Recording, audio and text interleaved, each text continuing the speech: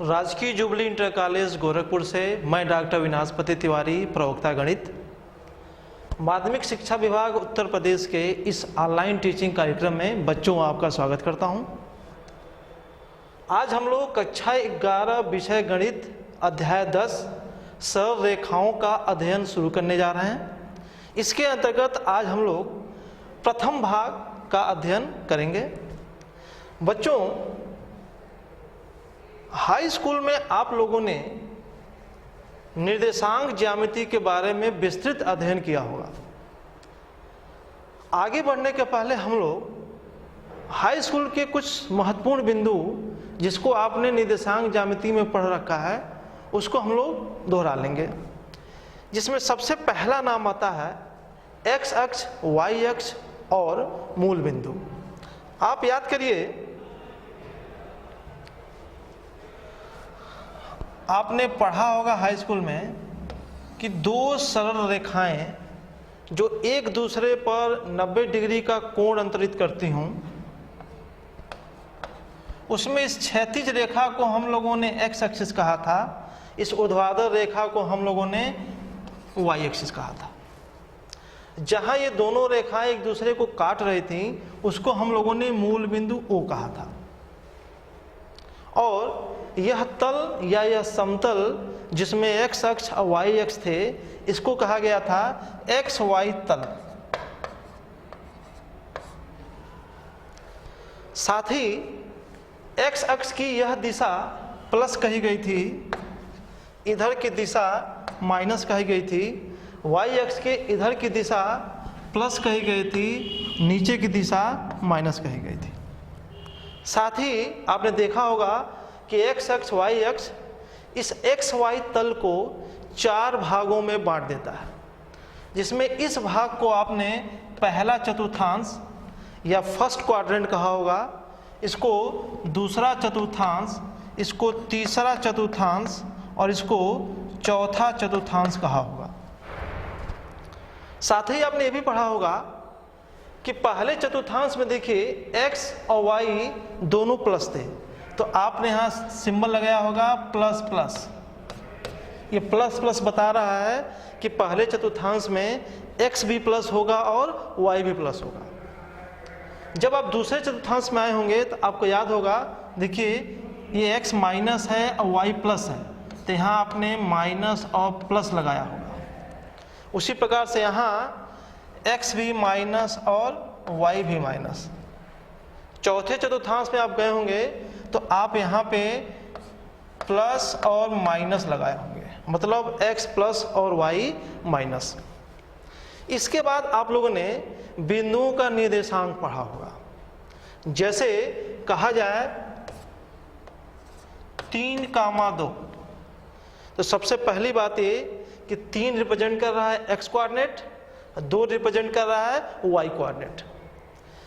x का मान 3 का मतलब हुआ कि x अक्ष के धन की दिशा में 3 इकाई दूरी।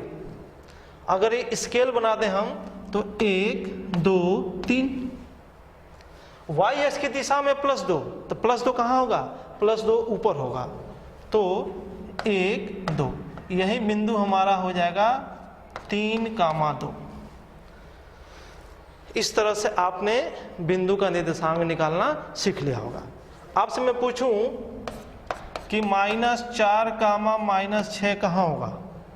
देखिए x का मान ऋण है, y का मान भी ऋण है, तो तीसरे चतुर्थांश में x और y दोनों ऋण होते हैं, तो ये बिंदु कहाँ होगा? ये बिंदु होगा तीसरे चतुर्थांश में। इतना पढ़ने के बाद कुछ और महत्वपूर्ण चीजें, जिसमें सबसे पहला चीज आता है 2 बिंदुओं के बीच की दूरी। बच्चों, आपने इस पे बहुत सारे क्वेश्चन भी सॉल्व किए होंगे, ऐसा मुझे विश्वास है। एक बार मैं इसे दोहरा रहा हूं। देखिए, एक बिंदु है P x1, y1, दूसरा बिंदु है Q x2, y2, और इन दोनों बिंदुओं के बीच की दूरी निकालनी हो। तो आपने हाई स्कूल में पढ़ा होगा क्या कि PQ बराबर √2 x2 माइनस x1 का वर्ग प्लस y2 माइनस y1 का वर्ग। एक बात का ध्यान देंगे कि चूंकि ये दूरी की बात है तो आप चाहे x2 माइनस x1 करें चाहे x1 माइनस x2 करें, आंसर दोनों से सेम आता है। एक महत्वपूर्ण चीज जो हमें आपको और यहां समझाना है वो ये कि इसमें x अक्ष y अक्ष क्यों नहीं दिखाया गया है। x अक्ष y अक्ष यहां हमें दिखाना चाहिए, लेकिन प्रॉब्लम ये है कि x1 y1 प्लस है कि माइनस है हमें मालूम नहीं है। तो हम इस बिंदु को किस चतुर्थांश में दिखाएं, हमारे लिए समस्या है। उसी प्रकार से x2 और y2 ये यहाँ पता नहीं है कि प्लस है कि माइनस है, इसलिए हम इस बिंदु को भी नहीं दिखा पा रहे हैं ये किस चतुर्थांश में है। लेकिन अगर x1 y1 और x2 y2 का न्यूमेरिकल वैल्यू मालूम होता तो प्लस माइनस देख के हम ये समझ जाते ये किस चतुर्थांश में है, तो हम इन बिंदुओं को उनके संबंधित चतुर्थांश में दिखा सकते थे। जैसे अगर बिंदु कहा जाए 2 1 और -4, तो ध्यान देंगे ये पहले चतुर्थांश में बना देंगे और ये x ऋण है y पॉजिटिव है दूसरे चतुर्थांश में बना देंगे। तो ध्यान देंगे यहाँ चतुर्थांश नहीं दिखाया गया है, आपको ये सूत्र याद कर लेना है।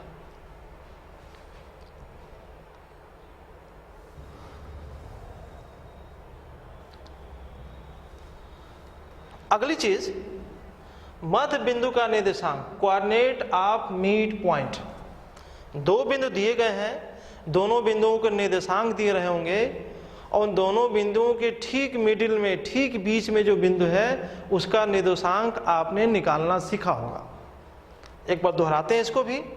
सपोज करिए कि एक बिंदु है P x1, y1, दूसरा बिंदु है Q x2, y2। इन दोनों बिंदुओं के ठीक बीच में यहाँ कोई बिंदु है M। तो इस M का निर्देशांक अगर मैं x, y मानूं तो आपने फॉर्मूला याद किया होगा कैसे, x बराबर x1 प्लस x2 बटे 2 और y बराबर y1 प्लस y2 बटे 2। आपने इसको याद भी कर लिया होगा, एक बार पुनः दोहरा लीजिएगा। मतलब x कोऑर्डिनेट को जोड़ के 2 का भाग दे देना है, y कोऑर्डिनेट को भी जोड़कर 2 का भाग दे देना है, मध्य बिंदु का निर्देशांक x y आपको मिल जाएगा। इस पर एक उदाहरण देखते हैं। बिंदुओं 7, 6 और 5, 8 के मध्य बिंदु के निर्देशांक ज्ञात करें। एक बिंदु क्या है A 7, 6 और दूसरा बिंदु क्या है B 5, 8। जो मध्य बिंदु है उसको हम कहेंगे M x, y। तो अभी हम लोगों ने सूत्र देखा था, x का मान कितना होता है, x का मान होता है x1 प्लस x2 बटे 2, मतलब 7 धन 5 बटे 2। तो 7 धन 5 बटे 2 कितना हो जाएगा 6। y निकालते हैं कितना, y1 प्लस y2 बटे 2, तो कितना 6 धन 8 बटे 2, 8 6 14 बटे 2 कितना हो जाएगा 7 हो जाएगा। तो मध्य बिंदु का निर्देशांक कितना हो जाएगा, इसलिए मध्य बिंदु कितना हो जाएगा M 6, 7 होगा। ये आपका उत्तर आ गया।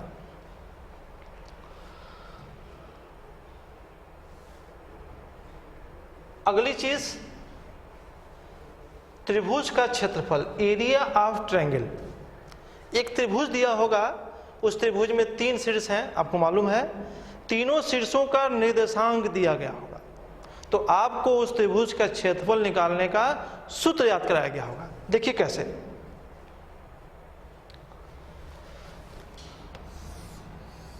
एक त्रिभुज है, ये है A x1 y1, ये है B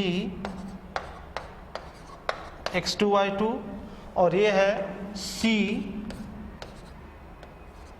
x3 y3। एक बात का फिर ध्यान देंगे बच्चों, यहाँ मूल बिंदु x अक्ष y अक्ष बना हुआ है, यहाँ प्रदर्शित नहीं किया गया है, क्योंकि बिना x अक्ष y अक्ष मूल बिंदु के हम इन तीनों बिंदुओं के निर्देशांक नहीं लिख सकते हैं। तो भले ही यहाँ x अक्ष y अक्ष नहीं दिखाया गया है, लेकिन x अक्ष y अक्ष मूल बिंदु यहाँ पे हैं। यहाँ तीनों बिंदुओं के निर्देशांक अंकों में नहीं दिए गए हैं, जिससे हम इस बात का पता नहीं लगा पाएंगे कि तीनों बिंदु किस चतुर्थांश में है। इसीलिए x अक्ष y अक्ष यहाँ नहीं दिखाया गया है। इसका सूत्र आपने पढ़ा होगा कैसे, कि त्रिभुज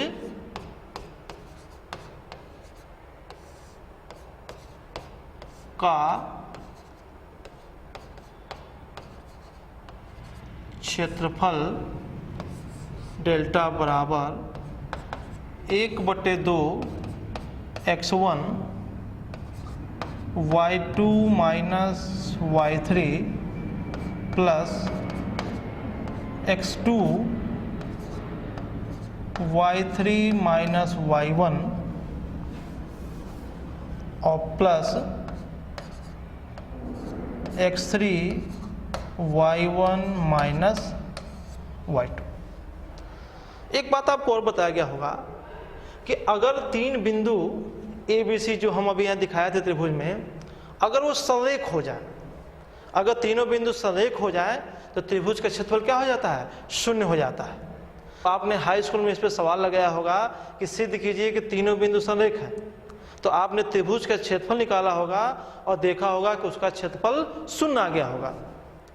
उसी बात को हम लोग अपने फर्स्ट ईयर के कोर्स में भी प्रवणता के माध्यम से दिखाएंगे। मतलब आने वाले समय में, आने वाले वीडियो के भाग में हम लोग इस बात को पढ़ेंगे कि तीन बिंदु कब संरेख होंगे, इसको हम लोग प्रवणता के माध्यम से समझेंगे।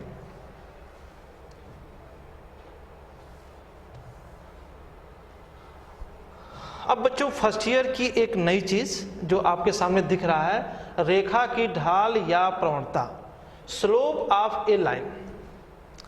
किसी लाइन की स्लोप या प्रवणता की बात यहां मैं आपको बताने जा रहा हूं।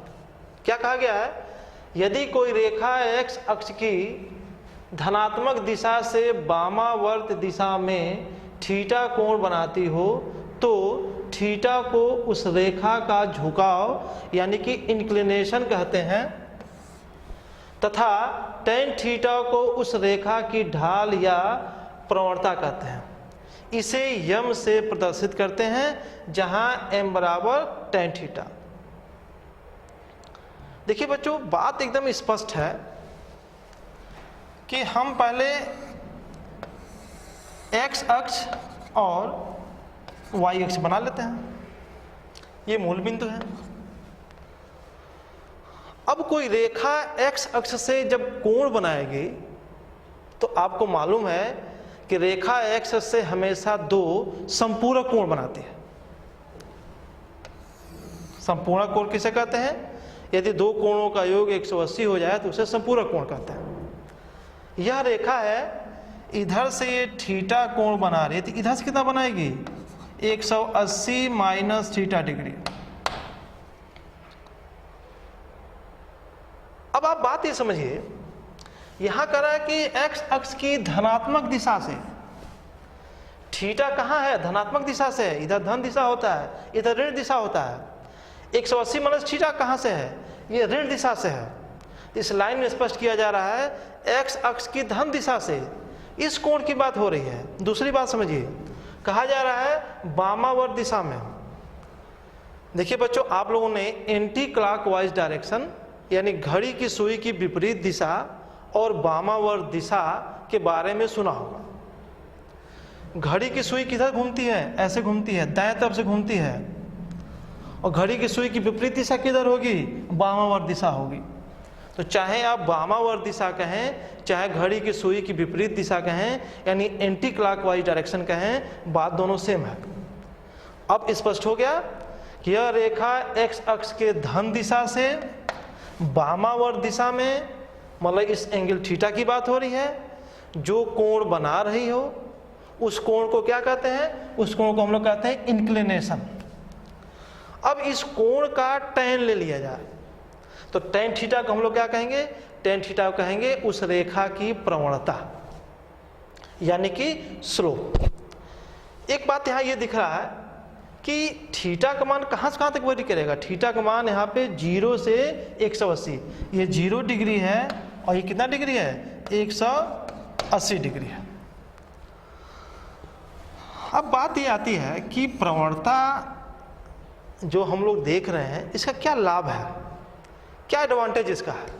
ध्यान देंगे, अगर मैं कहूं कि m बराबर 1, तो m बराबर 1 का मतलब क्या हुआ कि tan थीटा बराबर 1, तो थीटा कितना हो जाएगा? थीटा हो जाएगा 45 डिग्री। अब ध्यान दीजिएगा बच्चों, अगर मैं आपसे कहूं एक रेखा x अक्ष के धनात्मक दिशा से वामावर्त दिशा में 45 डिग्री का कोण बनाती है, और मैं कहूं एक रेखा की प्रवणता 1 है, दोनों का मीनिंग एक ही हुआ। लेकिन जब कोण के रूप में कहेंगे तो आपको ज़्यादा बोलना पड़ेगा, प्रवणता के रूप में कहेंगे तो आपको कम बोलना पड़ेगा, 2-4 शब्द में ही काम आपका चल जाएगा। तो निश्चित तौर पे प्रवणता आने से रेखाओं द्वारा एक्स अक्ष से बने कोण को नापना और उनको समझना बेहद ही हमारे लिए सरल हो जाएगा।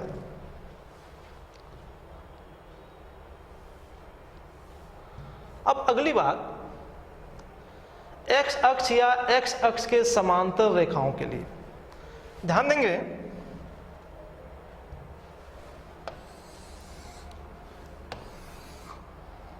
ये एक्स अक्ष है और ये वाई अक्ष है। अगर मैं आपसे पूछूं कि एक्स अक्ष की प्रवणता कितनी होगी, तो आप ये बताइए एक्स अक्ष से कितना कोण बनाएगा? 0 डिग्री कोण बनाएगा। यहाँ थीटा का मान है 0 डिग्री, तो tan थीटा कितना होगा? m बराबर tan थीटा, यहाँ थीटा का मान है कितना? 0 डिग्री, तो m कितना हो जाएगा? m हो जाएगा tan 0 यानी कि 0। इससे ये पता चलता है कि x अक्ष की प्रवणता कितनी होगी? x अक्ष की प्रवणता 0 होगी। उसके बाद देखिए, यह रेखा x अक्ष के समांतर रेखा है, इसके लिए भी थीटा का मान 0 होगा।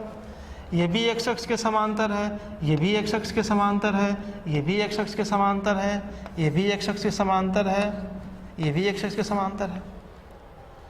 यानी x अक्ष और x अक्ष के समांतर जितनी रेखाएं हैं उन सारी रेखाओं का प्रवणता कितना होगा? 0 होगा। आप बच्चों इसको याद कर लीजिएगा। आगे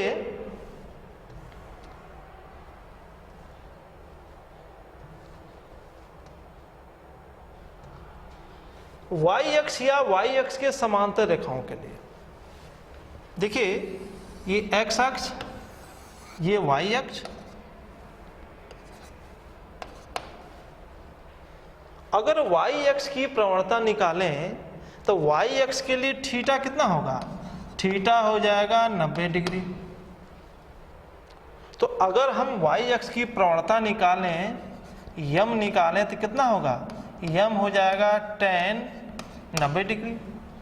और आपको ये मालूम है कि tan 90 का मान इन्फिनिटी होता है, और tan 90 का मान इन्फिनिटी आने का मतलब ये हो गया कि y अक्ष की प्रवणता परिभाषित नहीं है। क्यों? कि कोई इन्फिनिटी आ जा रही है।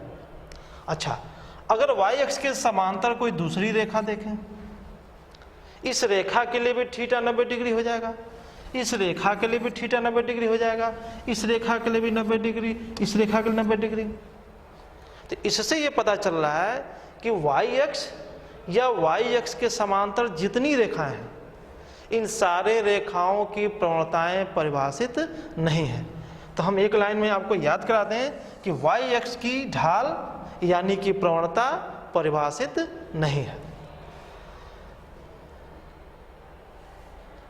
उस रेखा की प्रवणता जिस पर दो बिंदु x1 y1 तथा x2 y2 दिए गए हों, अर्थात slope of a line when 2 points x1 y1 and x2 y2 are given on the line.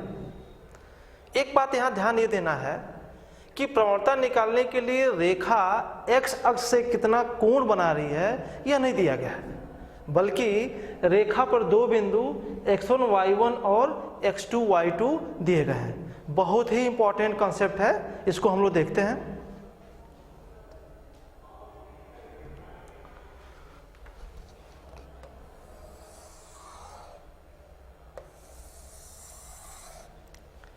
x अक्ष y अक्ष आपके सामने दिख रहा है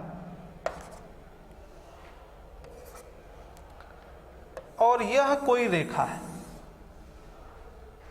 इस रेखा पर दो बिंदु यहां दिया गया है a x1 y1 और यहां दिया गया है b x2 और y2। ये मूल बिंदु है। अगर बिंदु A से x अक्ष पे लंब डाल दें, इसको AC कहें, और B से x अक्ष पे लंब डाल दें, इसको BD कहें, तो आप समझ सकते हैं कि OC कितना होगा, OC x1 होगा और OD कितना होगा, OD x2 होगा। तो C का निर्देशांक मैं लिखूंगा कितना, x1, 0 और इसका निर्देशांक लिखूंगा x2, 0। अगर बिंदु A से रेखा BD पर लंब डाल दें और इसको E बोलें, तो एक बात का ध्यान दीजिएगा, BD होगा y2 और AC यानी कि ED होगा कितना, y1। ये y1 है और ये पूरा कितना है, BD y2 है। तो BE कितना होगा, BE होगा y2 माइनस y1, ये होगा y2 माइनस y1। अब AE कितना होगा, ध्यान देंगे, OD x2 है और OC x1 है, तो ये दूरी होगी कितना, x2 माइनस x1। अगर ये x2 माइनस x1 है तो ये भी हो जाएगा x2 माइनस x1। अब रेखा AB जिस पर दो बिंदु x1 y1 और x2 y2 दिए गए हैं, जिसकी हमको प्रवणता निकालनी है, तो ध्यान देंगे यह रेखा पीछे बढ़ाने पर x अक्ष से थीटा कोण बना रहा है। तो आप भी जानते हैं कि अगर यह कोण थीटा है, यह दोनों रेखाएं समांतर हैं, यह रेखा काट रही है, तो यह कोण भी कितना हो जाएगा, थीटा होगा। अब अगर त्रिभुज EAB में देखें, EAB में tan थीटा कितना होगा, tan थीटा होगा, ध्यान देंगे, लंब बटे आधार यानी BE बटा कितना, AE। BE का मान कितना है, y2 माइनस y1 और AE का मान कितना है, x2 माइनस x1। और tan थीटा ही क्या होता है, tan थीटा ही प्रवणता होता है। तो हमको मिल गया क्या, देयरफॉर प्रवणता m बराबर y2 माइनस y1 अपान x2 माइनस x1।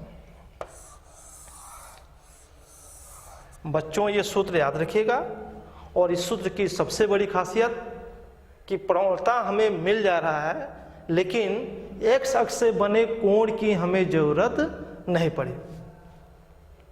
अब सपोज करिए कि किसी रेखा पे दो बिंदु दिए गए हों और पूछा जाए कि बताइए वह रेखा x अक्ष से कितना कोण बनाएगा, तो आप बड़े आसानी से उस रेखा की पहले प्रवणता निकाल लेंगे, और प्रवणता निकल जाएगा, इसका मतलब यम निकल गया, और यम निकल गया तो टेन थीटा निकल गया, और टेन थीटा निकल गया तो थीटा निकल गया, मतलब एक्स अक्ष से बना हुआ कोण निकल गया।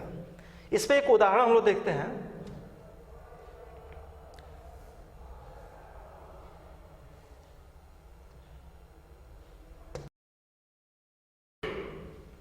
बिंदु -7, -2 और -1, 4 से होकर जाने वाली रेखा की प्रवणता ज्ञात करें।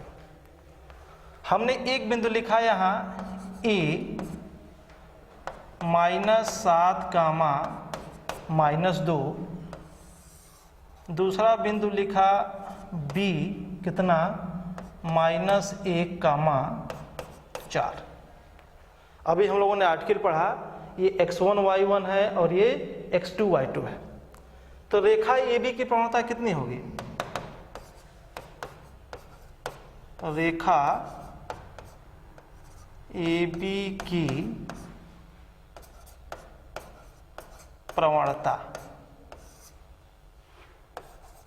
यम बराबर y2 माइनस y1 अपान x2 माइनस x1। मान भरें तो देखिए y2 माइनस y1 यानी 4 माइनस 2, तो 4 माइनस 2 अपान x2 माइनस x1 -1 -7, तो कितना -1 -7 कितना हो जाएगा? ये ऊपर हो जाएगा 6 और नीचे हो जाएगा 7 -1 6, तो कितना हो गया? इसलिए यम बराबर 1, यानी वह रेखा जिस पर दो बिंदु -7, -2, -1, 4 दिए गए हों, उस रेखा की प्रवणता कितनी होगी? 1 होगी। बच्चों आप लोग इसको तैयार कर लीजिएगा। इस पहले भाग में हमने ज़्यादातर हाई स्कूल से आपको जोड़ने का काम किया है, नया चीज़ प्रवणता बताया गया है। मुझे उम्मीद है इस पहले भाग में जो चीज़ आपको बताया गया है आप उसको ठीक ढंग से तैयार कर लेंगे, और उसके साथ आज का गृह कार्य क्वेश्चन नंबर 1, क्वेश्चन नंबर 2 जो बेहद ही आसान है और आज के ही पाठ पर आधारित है, आप इसको हल कर लेंगे। इसके बाद हम लोग बहुत जल्द सरल रेखाओं के दूसरे भाग को आपके सामने लेकर प्रस्तुत होंगे। Okay, thank you.